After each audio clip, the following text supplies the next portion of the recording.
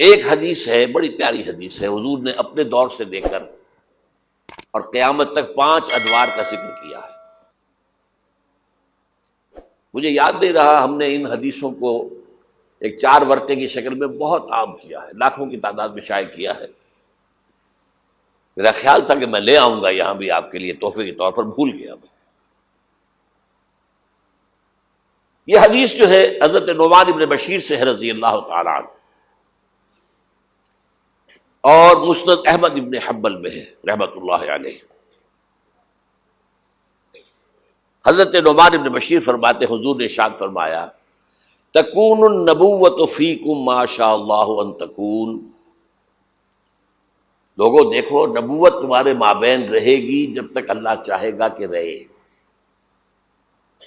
ثم یرفع اللہ اذا شاء یرفعها، پھر جب اللہ چاہے گا اسے اٹھا لے گا۔ کیا مطلب؟ میں رہوں گا تمہارے مابین جب تک اللہ چاہے گا، پھر جب اللہ مجھے اپنے پاس بلا لے گا، میری وفات ہو جائے گی تو دور نبوت ختم ہو جائے گا۔ ثم تکون خلافۃ علی منہاج النبوۃ،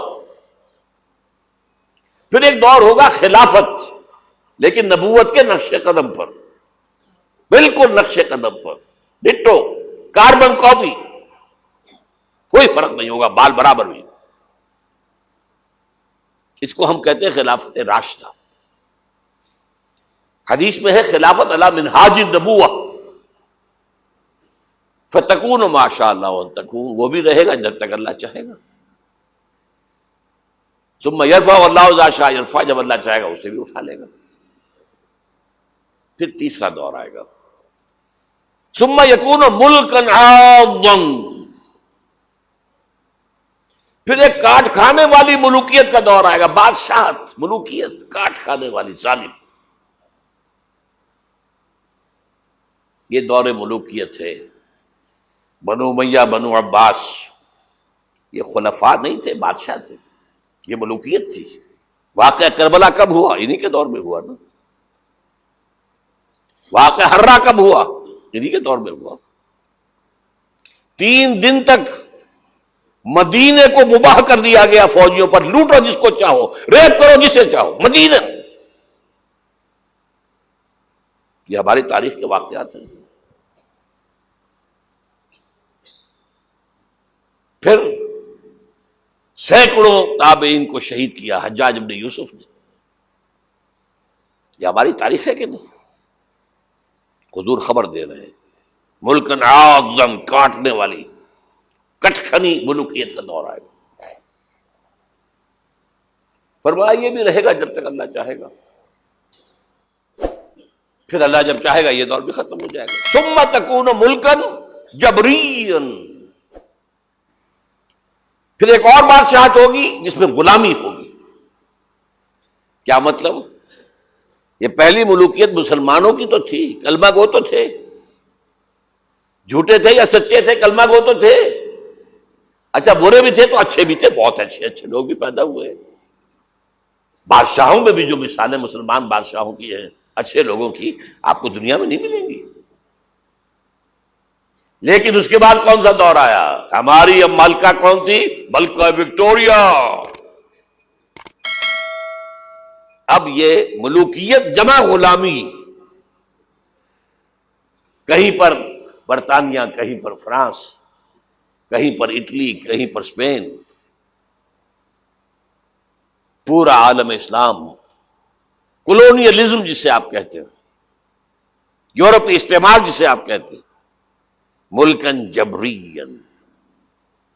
لیکن جو خوشخبری ہے وہ کیا ہے؟ ثم تکون خلافۃ علی منہاج النبوۃ، پھر اس کے بعد دور آئے گا خلافت علی منہاج النبوت کا۔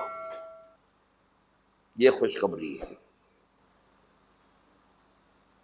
آج تاریخ کا قافلہ کہاں کھڑا ہے نوٹ کر لیجئے۔ وہ ملکن جبرین براہ راست ختم ہو چکی ہے۔ انگریز گیا، فرانسیسی گئے، ولندیزی گئے، ڈچ گئے، اسپینیئرز گئے، اطالوی گئے، سب گئے، عالم اسلام آزاد ہو گیا نا۔ لیکن بائی پراکسی انہی کی حکومت جاری ہے، ابھی انہی کے ذہنی غلام، انہی کے تہذیبی شاگرد، انہی کے غلام،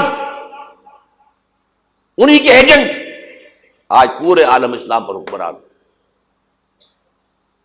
صرف یہ کہ پہلے وہ براہ راست حکومت کر رہے تھے، اب بائی پراکسی کر رہے ہیں۔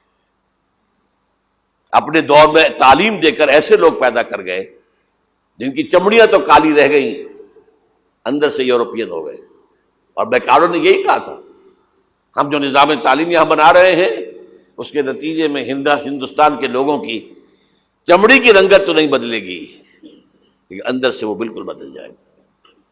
انہی کے غلام ہیں، انہی کی تہذیب، انہی کی عریانی، انہی کی بے حیائی، انہی کی بے شرمی۔ یہ دور انٹرم پیریڈ ہے، چوتھا دور ختم ہوا ہے، پانچواں آیا نہیں ہے، لیکن پانچواں زیادہ دور نہیں ہے،